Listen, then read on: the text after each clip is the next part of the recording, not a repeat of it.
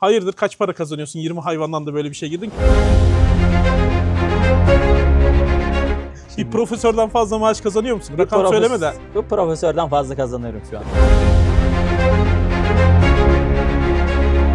Hayatı değişen ve bu işten para kazanan bir genç üreticimizle birlikteyiz. Sen 1-2 inekle başladın bu olaya. Sonraki süreç nasıl gelişti? Biz her zaman için bu işi başladığımızda verimlilik ve kalite odaklı zaten başladık. Kuşlama sistemi mevcut, fanlar mevcut, kaşıyıcı mevcut, konfor için altta saman mevcut. Ki en önemli şeyler bunlar zaten. Evet. İşte çiftçi dediğimizin bu şekilde olması lazım, bilinçli olması lazım.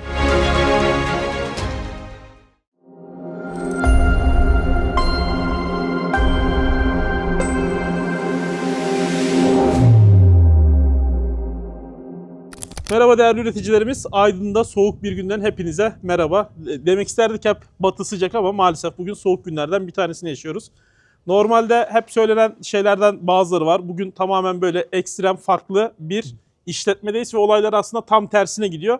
Hani hep anlattıklarımızı gerçekleştiren, hayata geçirdiğinde hayatı değişen ve bu işten para kazanan bir genç üreticimizle birlikteyiz. Peki öncelikle kısaca sen kendini tanıtır mısın Ali Osman? İsmim Ali Osman Kalıncı, doğma büyüme Aydınlıyım. Evet. Şahanalı köyünde hayvancılıkla uğraşıyorum. Normalde gençlerin hepsine söylenen şey oğlum kızım oku, köyden git, asgari ücretle kendine düzgün bir iş bul. Ondan sonra şehire yerleş denilir ki senin de geçmişte köyden şehire gidip geliyor musun? Şehirde çalışıyordun galiba. Evet. Geçmişte bir şey hayatımız vardı. Daha önce fabrikalarda teknik eleman olarak çalıştık. Bakım elemanı olarak çalıştık. Mezuniyetimiz gereği ben ön lisans Ege Üniversitesi kontrol otomasyon mezunuyum. Mezuniyetimiz gereği iş yerlerinde teknik eleman olarak çalıştık. Aynı zamanda çalışırken de bu hayvancılığı zaten yapıyorduk ezelden beri ama tek tüktü, azdı, iş gereği çok fazla ilgilenemiyorduk. Yani tamamen buna konsantre olamıyordun ama diğer taraftan da boş kalan vakitlerde hayvancılıkta bir ek gelir olarak görüyordun.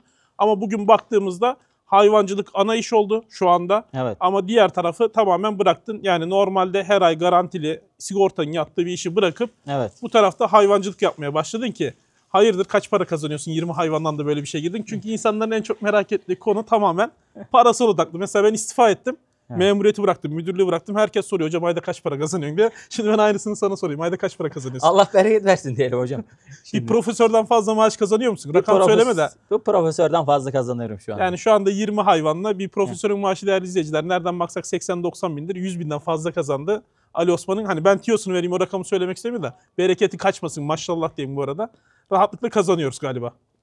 Yani değişkenlik gösterdiği aylar da oluyor ama burada asıl bunu sağlamamızın sebebi tek olmamız. Bu hayvanları tek başımıza ayrıyetten başka bir işçi çalıştırmadan kendimiz bakıyor olmamız. Yani çizmeleri çekip evet. Hayvanın içine kendin giriyorsun. Kenarda durup bir başkasının çalışmasını beklemiyorsun. Aynı zamanda da en büyük etken de tabii ki verimlilik bu işte. Şimdi ona geleceğiz zaten. Evet. Yani bu işte neden benim bunları sormamın sebebi şu.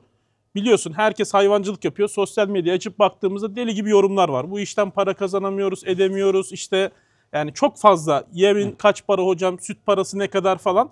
Bunlar okey. Ben de bunlarla ilgili tek bir söylem söylüyorum. Ne yemin ne sütün fiyatını biz belirlemiyoruz. Değiştiremeyiz. Ama biz kendi yapabileceğimiz şeyleri değiştirelim. Değiştirelim ki para kazanalım. Evet. Sonuçta bu işin içine giriyoruz. Burada hobi olsun diye bu işi yapmıyoruz. Günün 365 günü düğün de olsa cenaze de olsa bu iş yapılacak. Bu hayvanlara yem verilecek ve sağımı yapılacak.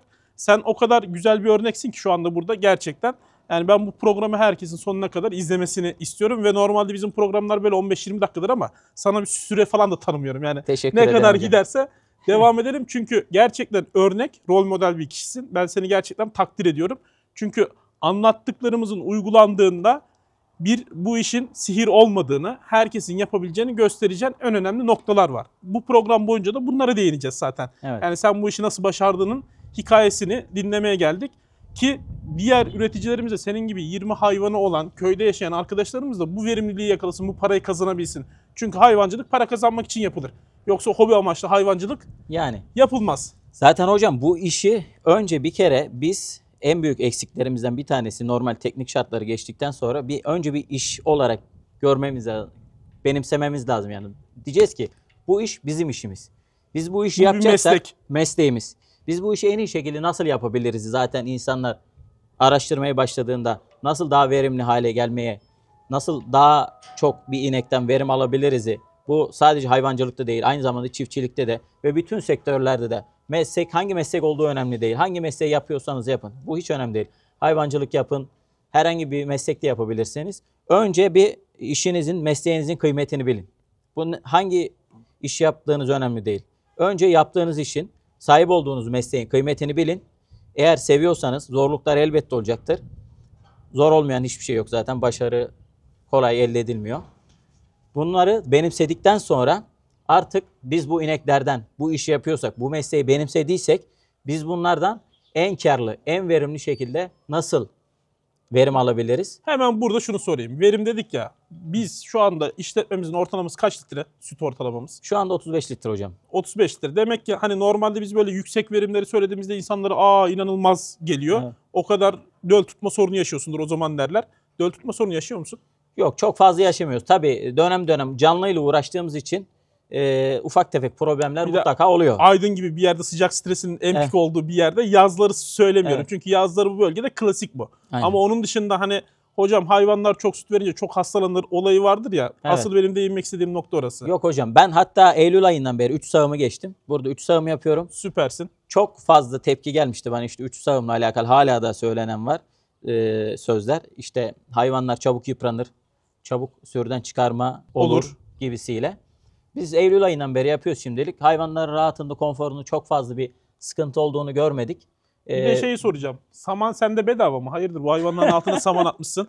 Hani bunları söylememin sebebi şu. Hep bunlar normalde büyük işletmelerde Evet. görünür. Hiç küçük işletmelerde böyle aksiyonlu işler çok fazla görülmez. İşin açıkçası herkes der ki hocam sen saman kaç para biliyor musun diye sorarlar. Evet. Ben de sana ondan dolayı bilerek soruyorum. Yani sende saman bedava galiba hayvanların altına attığına göre. Hocam şimdi en başta zaten bizim verimlilikteki iki temel ana noktadan birisi konforla bir de besleme. Biz bir hayvanları bu konfor şartlarını sağladığımızda önünü de ihtiyaçları olan düzgün kaliteli yemi verdikten sonra bu hayvanlar zaten genetik potansiyellerini çıkarıyorlar meydana. Biz bu konforu sağlayamazsak hayvanlara, önünü de dengeli bir şekilde bir besleme yapamazsak bu hayvanlardan istediğimiz verimleri alamayız. Karlı bir iş değil, daha çok zararına giden, her gün bizim buralarda tabir edilen ev zindiğimiz, dert yandığımız bir iş haline Evet. gelmiş olur. Şimdi diğer önemli bir nokta. Az önce ben drone'la dolaşıyordum. Hayvanların hepsini rahatsız etmiştim. Şu anda arkamıza baktığımızda hayvanlarımız yemiyor. Onun dışındakiler de yatıyor. Evet. Yani ayakta bir tane hayvan görüyorum orada. Diğeri de az önce su içtiği için ayakta. Onun dışında hiçbir hayvan yok. Evet. İkinci önemli değinmek istediğim nokta. Biz işletmede 2 tane inek varsa biri kuruya ayrıldıysa kuruyla sağmala ayırın diye üstüne basa basa söylüyoruz. Sende de şu anda görmüş olduğum şey arkada bir tane kurum var. Evet. Onun bölmesi de ayrı. Bu yönden de tebrik ediyorum seni. Teşekkür ederim. Hocam şimdi ben de girmek istiyorum. Şimdi normalde bizde süt hayvanı doğumla birlikte başlangıç sayılır. Sıfır noktası doğum sayılır. Aslında süt hayvanının sıfır başlangıç noktası kuru dönemdir hocam. Sıfır noktasını kuru dönem aldığımız zaman buradaki yaptığımız bütün beslemeler, konfor şartları, ilave takviye yaptığımız vitamin, mineraller hayvanın bir sonraki artık sağmal dönemdeki bütün süt miktarını, döl verimini, her şeyini biz sıfır noktası, başlangıç noktası bu kuru dönemde belirliyoruz hocam. Yani her şey doğumlu başlamıyor. Doğumdan İnekte her önce şey başlıyor. kuru dönemde başlıyor. Süpersin. İşte ben bunları senin gibi genç bir arkadaştan duyunca o kadar mutlu oluyorum ki anlattıklarımızın uygulanmış olduğunu görmek gerçekten fevkalade. Peki bu yola çıktığında hani çoğalma hikayesine başladığında sana destek olan dışarıdan teknik olarak destek aldığın kim var abi? Burası da çok önemli. Çok önemli tabii ki. Zaten hiçbir iş yoktur ki başarılı bir iş tek başına olsun. Her şey bir ekip işi.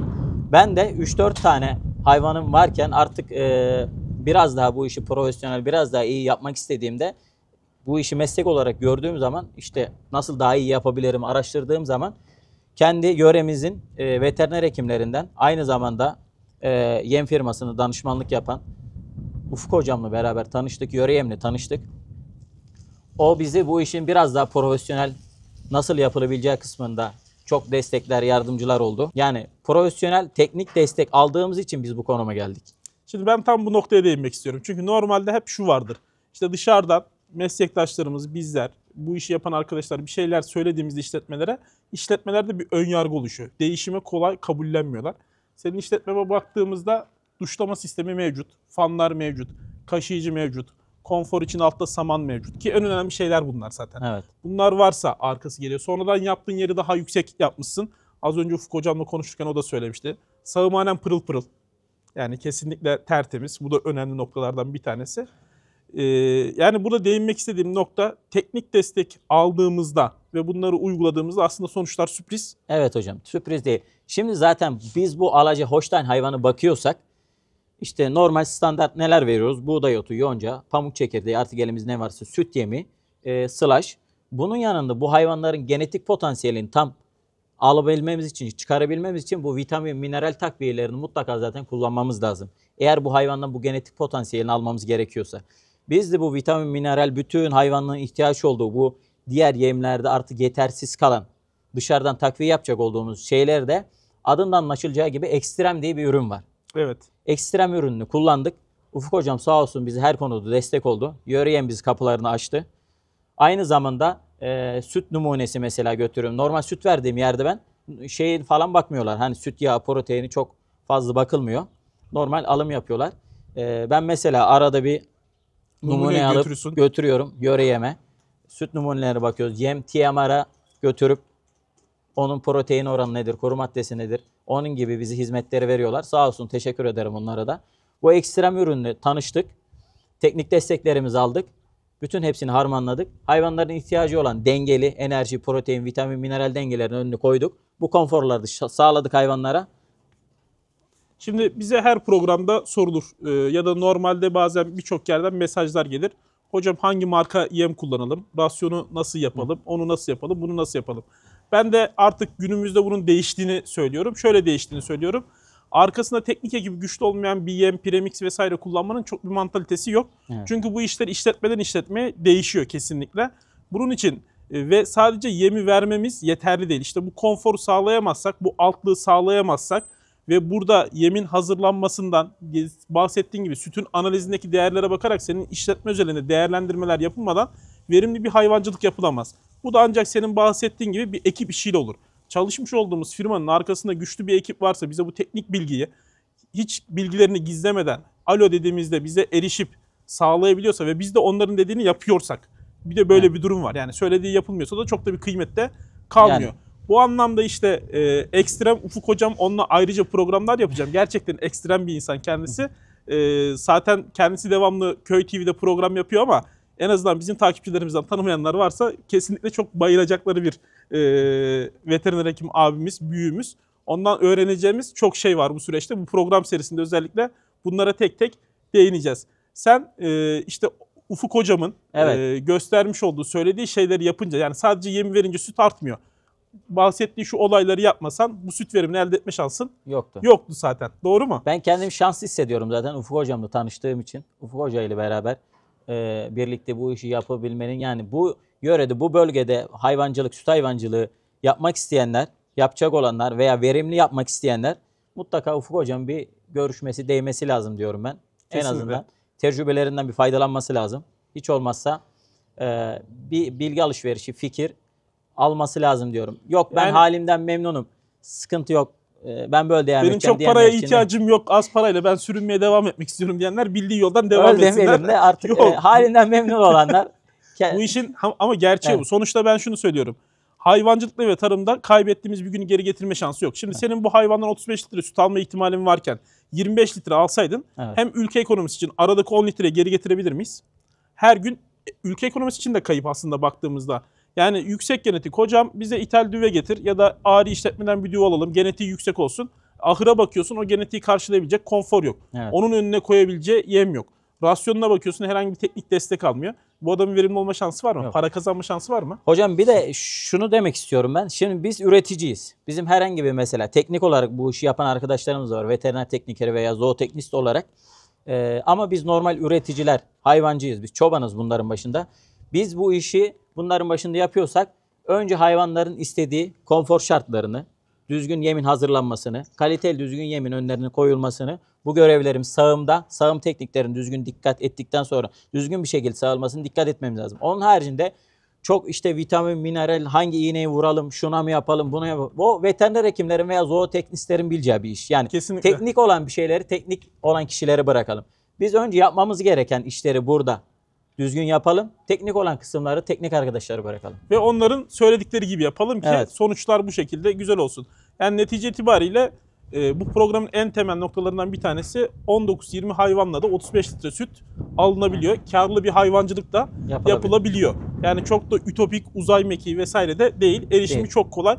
Özellikle bu bölgedeysek yani kesinlikle Yöreyem'de Ufuk hocamdan destek alabilir herkes diye de üstüne basa basa söyleyebiliriz galiba. Kendisi de zaten diyor hani ben memnun olurum diyor. Gelsinler diyor, sorsunlar, danışsınlar. Ki Yöreyem'in bununla ilgili birçok eğitimleri var. Evet. Hem sadece Aydın özelinde değil, aynı zamanda farklı illerde, Balıkesir'de, İzmir bölgesinde de o hat boyunca da birçok yerde gönüllü olarak eğitimler de veriyorlar. Bu eğitimlere de katılabilirsiniz değerli üreticilerimiz. Aynı zamanda teknik olarak da destek alabilirler. Peki senin bu hikayenin ben biraz daha başına dönmek istiyorum tekrardan. Sonra da insanların en çok merak ettiği rasyon vesaire konusu var. Onları teknik konuları Ufuk hocamla konuşmak istiyorum. Sen 1-2 inekle başladın bu olaya. Sonraki süreç nasıl gelişti? Bir de bu işin damızlık birliği ayağı var galiba ırklar arasında. Evet. Oraya da biraz değinmek isterim.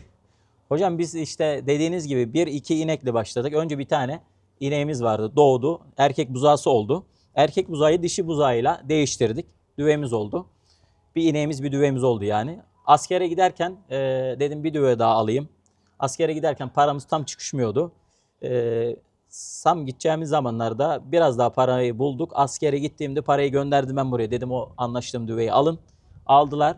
3 düve, 4 düve. Sonra normal sigortalı bir işi başladık. Bu işi yapmak istiyorduk zaten. Yapmak istiyorduk ama bunun için para lazımdı. Her iş için olduğu gibi. Maliyetli iş, yatırımı çok büyük bir iş. Çalıştığımız parayı hep hayvanlar üstüne, makine, Aktardım. ekipman ya da normal dişi hayvan olarak aldık. 5 hayvan geldiğimde Ufuk hocamla tanıştım 5 hayvan varken. Onu tanıştıktan sonra bu besleme işini biraz daha düzgün, Önemsedim. teknik olarak yapmaya başladık. Ondan sonra devletin hibeli gebe düve projesinden faydalandık. Genç çiftçiden, evet, genç çiftçiden faydalandık. Ve damızlık gebe düvelerimizi bölgemizde Aydın Damızlık Birliği'nin çok güzel düve merkezi var. Evet, geçenlerde ben de ziyaret ettim. Gerçekten başarılı bir birlik. Birçok yerde böyle birliklere üreticiler isyan eder ama Aydın Damızlık Birliği bu konuda gerçekten takdiri hak ediyor. Ben de kendilerine çok teşekkür ediyorum sizin aracılığınızla. Damızlık Birliği'ndeki gittiğim zaman ben normal hani oradaki bir aile samimiyetini orada görüyorum.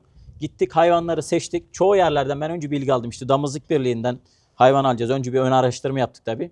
Çoğu kişi pek sıcak bakmadı. Dediler zaten hani bu bölgeden topladıkları hayvan, senden benden aldıkları hayvan. Yerel dedikodu kaynakları. Yerel dedikodu kaynaklarından. Ama boş çoğu. Ben Damızlık Birliği'ni aradım almadan önce. Teknik arkadaşımızdan bir numara istedim. Referans verebileceğiniz bir numara.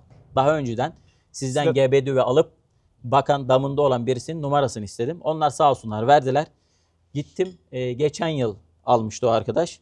Gittim damında hayvanları gördüm. Nasıl, memnun mu değil mi onları öğrendim. Hayvanları yerinde gördük. Süt verimlerini öğrendik.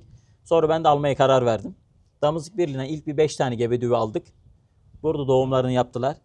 Verimleri de gayet güzeldi. Sonrasında tekrar bir daha aradan bir yıl geçti. Bir 10 tane daha gebe düve aldık Damızlık Birliği'nden. Böyle böyle Damızlık Birliği'nden şu andaki buradaki bütün hayvanların yaklaşık %90-95'i Damızlık Birliği'nden gelen hayvanlar. Gayet güzel. Evet ve bu bölgenin hayvanları. Yani benim gibi yetiştiriciden alıp onların besleyip büyüttüğü gebe bıraktığı sonra da satışa çıkan hayvanlar. Yani şunu diyebilir miyiz? Sonuçta hani genetiği yüksek hayvanlar artık ülkemizde mevcut. Yüksek süt verimi 35'ler için hani ithal vesaire hayvan almak yerine elimizdekilerin kıymetini bilsek elimizdeki hayvanlardan da bu verimleri elde edebiliyoruz. Bizim beceremediğimiz nokta değerli üreticilerimiz. Bir, buzağa bakım besleme noktasında çok eksikliklerimiz var. İki, konfor noktasına maalesef dikkat etmiyoruz. Sayısal odaklıyız. Hayvanı çok yapmak yetenek değil.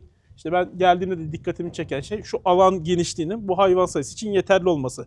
Belli bir sayıyı geçtikten sonra hem ortam hijyeni hem de hayvanların stres faktörleri ortaya gireceği için bu verimleri elde etme şansı kalmıyor. Yani odağımızın öncelikle hayvan konforu olmasının altını çizmek gerekiyor. Evet. Ve teknik manada da bu anlamda destek alındığında besleme anlamında ve diğer işlerle alakalı işte başarı çok da uzak değil. Para kazanmak çok da zor değil aslında. Ve bir de bizim dikkat edeceğimiz, üreticilerin dikkat edeceği bu kaba yemleri alırken yonca otu, buğday otu, buğday sılacı, sılaj, normal darı sılajını alırken önce biçim dönemine. Orada O kalite ayrı bir çok konu. önemli. Evet. O ayrı bir konu. Ayrı bir konu, çok geniş. Mesela ben en ufak bir örnek vermek istiyorum. Şimdi darı sılajı bizim en çok yüklü miktarda aldığımız ürünlerden birisi darı Ve sılajı. yıllık. Evet, tonaj olarak ve biz bunu yıllık, yani yıllık derken biz 365 gün değil 400 gün üzerinden hesaplıyoruz alırken.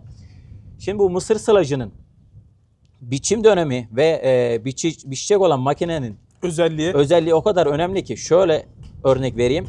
Şimdi biz bu hayvanların beslenmede en büyük ihtiyacı olan şeylerden bir tanesi enerji protein dengesi diyoruz. Enerji. Enerjiyi genelde mısır sılajından temin ediyoruz. Yetersiz kaldığı yerde mısır filek veya arpadan destek yapıyoruz.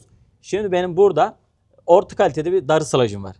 Eğer ben bunu biçim zamanını biraz daha düzgün ayarlasaydım, daha düzgün bir alet ekipmanla biçseydim ve hayvan başı 1 kilo mısır filek daha eksik verseydim, 20 hayvan üstünden veya buranın maksimum kapasitesi 30 hayvan diyelim, 30 hayvan üstünden aylık neredeyse artık hesabını yapmadım, daha büyük paralar elde edebilirdik. Ben bunun hesabını daha önce yaptım. Yani Evet. seni ayrı bir seviyorum şundan dolayı. Bizim hep böyle üstüne basarak anlattığımız konulara sen zaten hakimsin ve söylüyorsun. İşte çiftçi dediğimizin bu şekilde olması lazım. Bilinçli olması lazım. Ya sen hocam kaç para dekarını biçtirmek mi deyip tek sıralı makineyle girip iri iri yuvarlak halka şeklinde mısır sılacı yapanların bu verimleri yakalama şansı yok. Yani zaten kaba yem kaliteli değilse Evet. öbür taraf daha zor, maliyetler artıyor. Bu işin maliyetini düşürmenin en kolay yöntemlerinden bir tanesi kaliteli kaba yemin olması. Kaliteli kaba yem. Bununla ilgili kanalımızda zaten birçok video ve eğitimler var. Onları da izlemenizi ayrıca tavsiye ederim. İşletmeni de aynı zamanda büyütüyorsun, yatırım da yapıyorsun. Yani bu kadar hayvanla beraber gördüğüm kadarıyla o tarafa doğru da bir büyüme şekillenecek İnşallah gibi duruyor. Her zaman şey vardır, bu işe girenler hiçbir zaman çıkamazlar, inşaat hiçbir zaman bitmez. Senin de ahırında şu anda görmüş olduğumuz durum tam olarak bu galiba. Hocam biz zaten başladığımızdan beri kazandığımız bütün parayı yatırım harcıyoruz. Gelecek sene kazanacak olduğumuz parayı da borçlanıp yine yatırım yapıyoruz. Yani peki hayalinde kaç başta durdurmak var bu işi? Kendini nerede görüyorsun? Daha bu yolun en başında olan birisi üretici olarak. Evet. Çünkü bize şu soru çok gelir. Hocam işte hayvancılık yapalım mı yapmayalım mı? Evet. İşte hayvancılık yapacaksanız eğer Ali Osman gibi yapacaksanız yapın. Ali Osman gibi yapmayacaksanız hiç bulaşmayın. Yanından bir tane geçmeyin diyebiliriz. Teşekkürler.